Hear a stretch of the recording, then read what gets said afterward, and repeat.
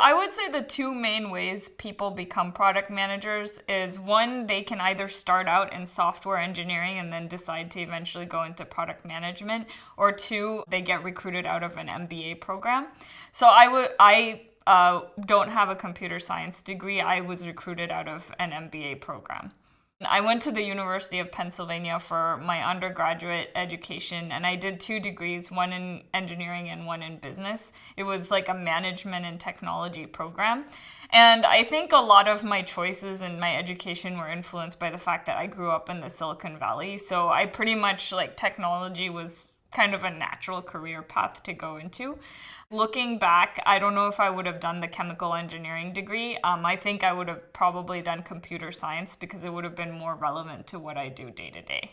I think, your first job, usually you're recruited right out of school. So it's ideal to go to a school where there's a lot of recruiters and they're training you for interviews. One of the things I'm most grateful for that my college provided me was they had career coaches who would do mock interviews with you.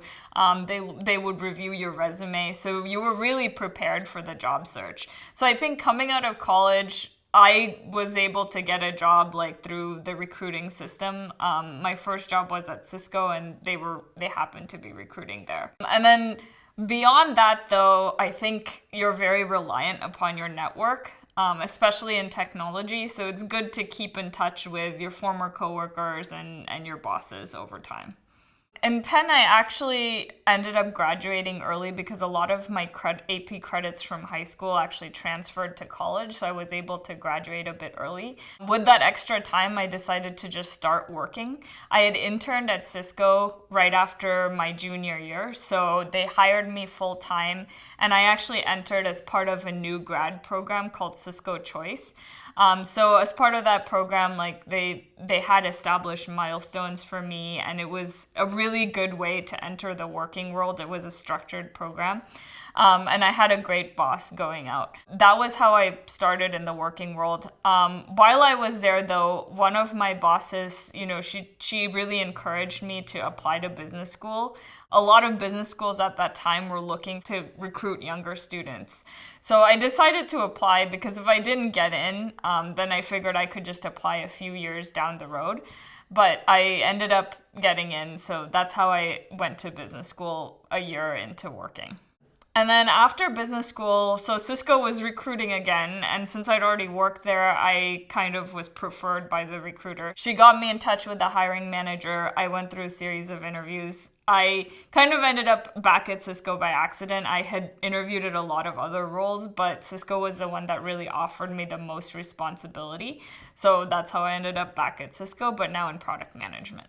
And then after that, I worked at Cisco for 5 years. And I was promoted to a more senior product management level, and then I started working at Symantec.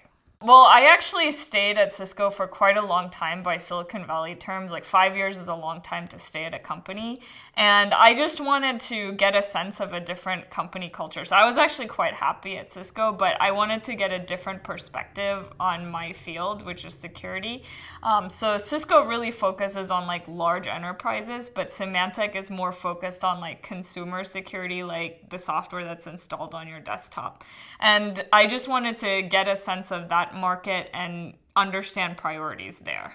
I would say the biggest piece of advice is just build as many relationships as you can in your first job. So build a relationship with your manager and his manager, build relationships with salespeople, with engineers. And, when you're straight out of college or straight out of business school, people are really happy to help you, and just take people out to lunch and just hear about their day. People are always willing to talk about their jobs. So you just never know where your career is going to take you.